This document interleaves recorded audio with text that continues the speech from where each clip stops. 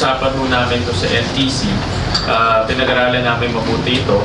At honestly, this is one of the most pressing issues sa loob po ng aming partido. At marami hong abogado sa aming partido, maraming mga veteran politicians at pinag-usapan namin mabuti ito. At naniniwala kami na malalagpasan ito ni Senator Grace at naniniwala rin kami the next 1 or 2 weeks magkakaroon na po ng resolution ng Supreme Court. Napakahalaga ito. This is of national importance and maganda na malinawan na itong issue ito bago pa man maghalalan.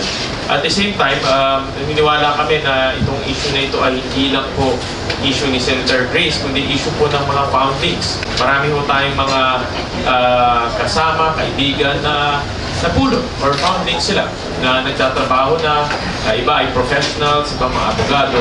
Pero pag ang decision ng Supreme Court ay hindi po magiging sangayon kay Senator Grace po, apektado rin yung kalagayan po ng ating mga foundings at pulot, mga napulot dito sa ating bansa.